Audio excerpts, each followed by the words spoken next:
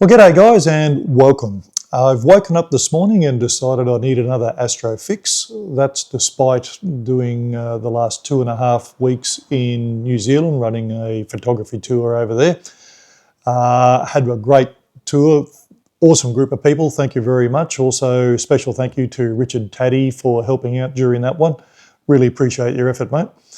But got back, I've had about a week off and got all the essentials in life done, and I've woken up this morning and decided, no, need to get out there and have another Astro fix. So I basically had to come up with a plan on how to, or where I'm going to go tonight, what I'm going to do, and I just thought I'd run you through how I actually go about doing that. The planning phase of it is extremely important. The first thing that I did was look up the weather. No point going out if it's 100% cloud cover or rain. So very first thing was to download, and there's a few apps on the phone. The ones that I tend to use is an app called Sky. It uses a map of the area with a time runner along the bottom, and it's quite a good app to visually show you where the cloud is going to be at certain times. And it could even run through a little movie playing into the future as to where the forecast is going to be. The second app that I use is one called Clear Outside, also very good, but it tends to display the data in a table form. So it'll have the time and then the amount of cloud cover, and you sort of scroll through the table. So it's not graphical, it's tabular, but it actually has more information in it if you're prepared to dig down into the tables. But I've found that the apps do tend to disagree with each other from time to time because they use different modeling as their source of information. So I have discovered that when both apps begin to agree with each other, then you're pretty certain you've got a good forecast for the night ahead. If you're still 4 or 6 hours out from your activity and the models are still completely disagreeing on what's going to be happening, then it's going to be pretty iffy that night. It just means basically it's not a very firm forecast. There's still a lot of variables and potentially a lot of changes. But when both apps do agree with each other, you can be pretty certain whatever it says is going to be the truth. Tonight, both apps are agreeing with each other, and they're basically saying it's going to be a lovely clear afternoon and clear skies through till about, I'll say 11 p.m, maybe midnight if I'm lucky. Obviously that can vary a little bit with the timing, but certainly through till 10 p.m. looks really, really good. Hopefully 11 and even more, hopefully midnight before the cloud starts to arrive. And that's the same forecast with both apps. So I'm fairly confident what I'm going to have tonight. It'll be a short window of opportunity though. It's currently October and sunset at the moment is about 7:30, which means nautical twilight is around about 8:20, 8:30. So it really only give me about 2 to 3 hours of useful sky to shoot the Astro. So it's not a big window of opportunity tonight, but if I'm organised well enough and set it up and everything pre-planned, then I should be able to do it in that short window. The next app that I go to is Photo Pills. Awesome planning app. You can basically put in the location of where you want to go. You don't have to be there at the time. And so in this case, I was thinking of 2 locations. One was the Malmesbury Viaduct. It's an old railway bridge, stone bridge, bluestone bridge. And I have been there several times before. It's an extremely good orientation. You've got the Milky Way arch in the west setting over the top of the bridge, and if you're lucky you even get a train coming through every now and again and you can pick up on that. So it's a very, very good location. I've shot it several times, but that's the issue. I've shot it several times and I was just thinking, well, if I go there again tonight, as good as it is, I'm really not going to get anything that I haven't already got before. So I thought of another place called Muckleford Railway Station. It's an old abandoned railway station north of Castlemaine, and I've only ever shot there in the past when the Milky Way is in the southeast, so earlier in the year. So in theory though, just from my memory of the location, I should be able to face towards the station itself, the platform and the buildings, and have the Milky Way arch over the top of that. Theory and memory is a wonderful thing, but the best way to prove it is on the Photo Pills app itself. You can select Muckleford as a location, put in the time and the date of the year and the time that I'm going to be there, and it will graphically show you where the Milky Way is going to be. It also gives you sunrise times and all that sort of stuff. So it's a really good resource for planning. Am I going to have the correct orientation? Is the Milky Way going to be in the right place when I need it to be? And in this particular case, it says yes. So everything in theory is going to work out for me, but it's not just a shot in the dark. By doing this good planning, you massively increases your chances of having a successful night. So basically, that's stage one, is the planning. It's currently only 11 o'clock in the morning, and I'm planning for what I'm going to be doing later tonight. But at this stage, plan looks good, so I'm going to head out and we'll have a crack at it tonight and see what I can get.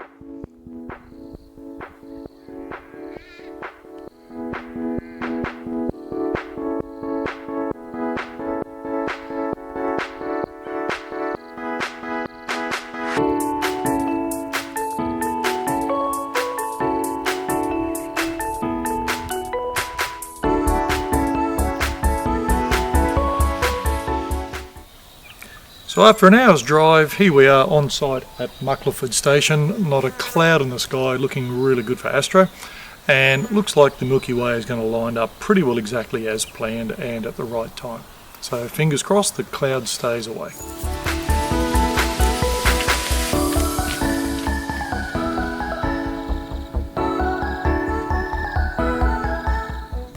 So here at Muckleford, and I'm just using photo pills to work out exactly where the Milky Way is going to be. At the moment it's still in the planning mode there. But if I tap on the night AR button, that brings it into the night field mode, and I'll just tap the now for the now time. And as you can see, the Milky Way is very well aligned above the little station there, and so I think it's going to work fairly well. Prime position around about 10 p.m. And I'd say even anything after about 9 p.m. will be fine. It'll work very, very well. So it looks like all my planning has paid off. This is the real life view of it. I'm actually standing here, and as you can see, if I move the camera around, you can actually see what's going on there and my position. So I can now position the tripod so that I can get the alignment of the Milky Way directly over the shed where I want it.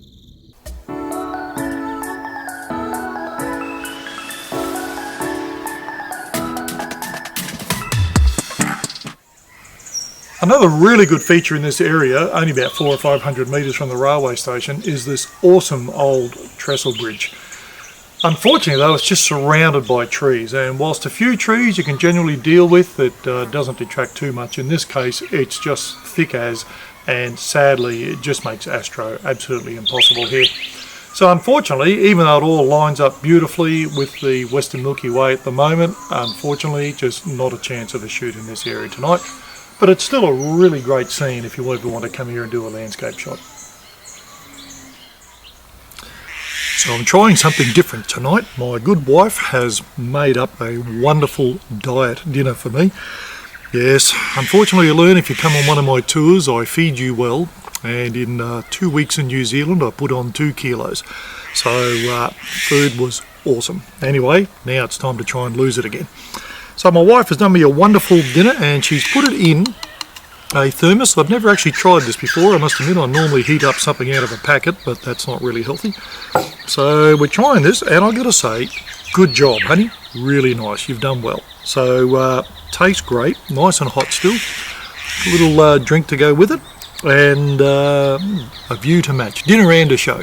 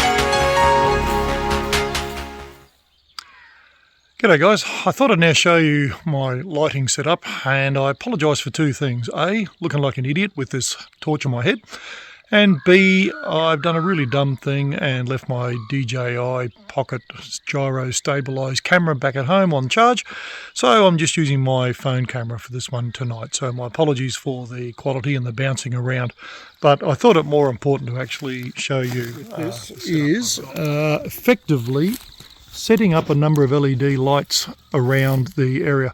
This is the first light shining towards the shed. It's on the right hand side of the shed.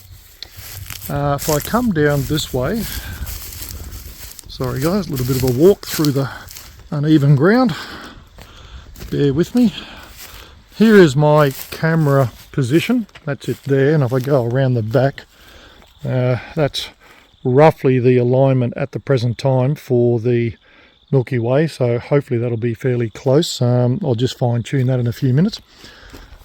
Over here on the left hand side, I've got my second light up here, and it is basically lighting up the other end of the shed.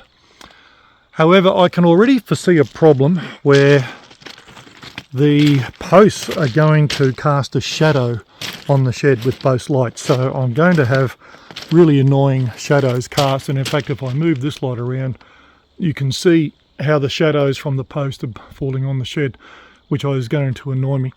So what I've done is I've put a third little light just right down the base of the post there.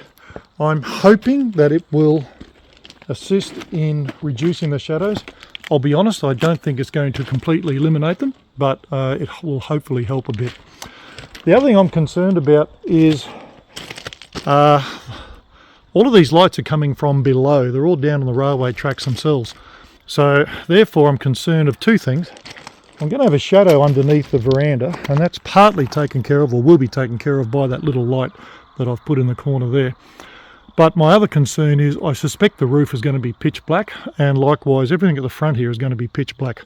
Although probably not so much, there will be lights, but certainly the roof, I think the veranda is going to shade the roof or protect the roof from the light. So what I've done is I've put a fourth light, my largest one of all, thank God it's remote controlled, and it's up here on top of one of the railway wagons, and I can adjust that. And the idea with that is to basically use it to fill in a bit of lighting on top of the roof and bring a bit, make that a bit visible during the night. So that's the plan with the LED lights. It's a fairly complex arrangement, but will hopefully work. What I'm trying to do initially is just to capture the Milky Way behind in a single shot. It will mean that I've got to have the lights down at the same brightness as the Milky Way, so very, very dark, usually only about 1 to 2%, maybe up to 5% for this one behind me. But effectively I've got to match the lighting to the same brightness as the stars, so that means some really dull lights. So that's my first attempt. If that doesn't work, I'll try a bit of fine art light painting with a torch, and that means multiple shots running around lighting up the area. But look, I'm going to have a go at this first and we'll see what happens. Will actually probably last, because the Milky Way, I need to wait for it to get fairly low in the sky. So to be honest, probably the first thing I'm going to do is actually shoot this just individually, and then I'll move up onto the platform itself over there. Got nice clear skies there, and I'll try and do a tracked panorama Milky Way, and then I'll be able to drop the Milky Way in behind the shed itself. So that'll be the first thing I do, in all honesty, and then as the night progresses and the Milky Way gets a little lower in the sky, it should all line up beautifully, and I'll try my LED lighting technique. So that's the plan, fingers crossed, let's see how it goes.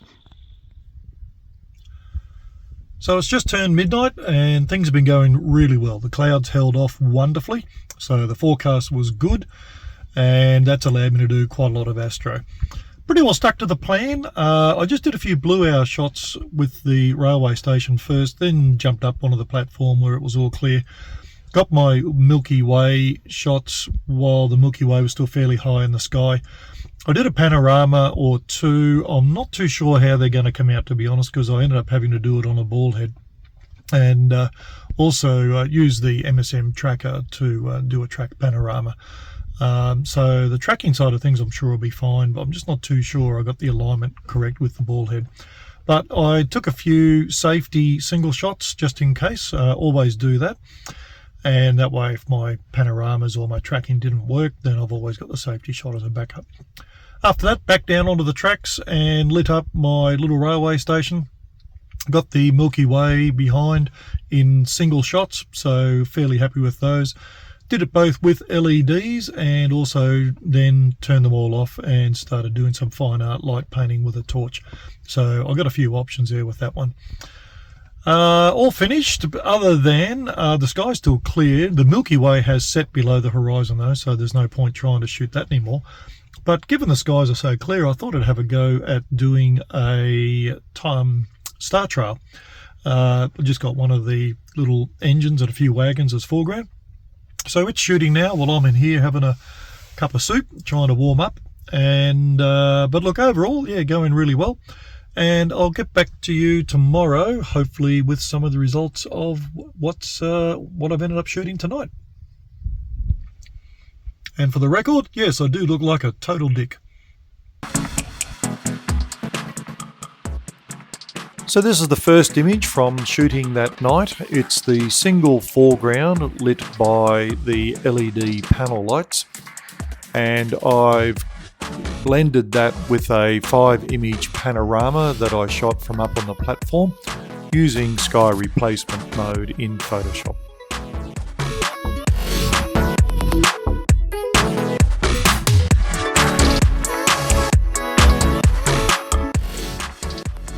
So after finishing the first shot, the Milky Way had moved into the good position above the station, so I moved back down onto the railway tracks. This is a single shot using LED panel lighting to illuminate the station, with the Milky Way sitting above it in its natural position.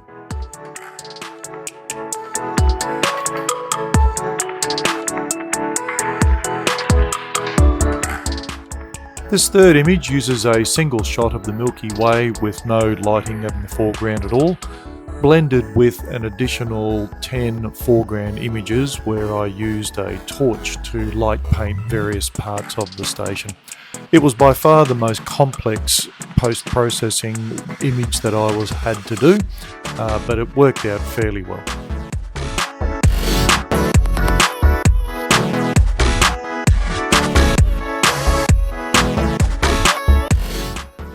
So as you can see, 3 separate images shot using 3 completely different techniques, ending in 3 different results.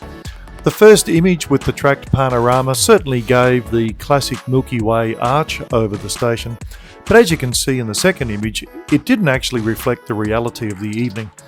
By that time, the Milky Way arch is actually quite flat in the sky just above the horizon. The second image was also by far the most easiest to both shoot and process. It was just all captured in the single image. And the final image was by far the most complex. Just used a single image for the sky, but all up I shot about 20 images for the foreground using various torch light painting.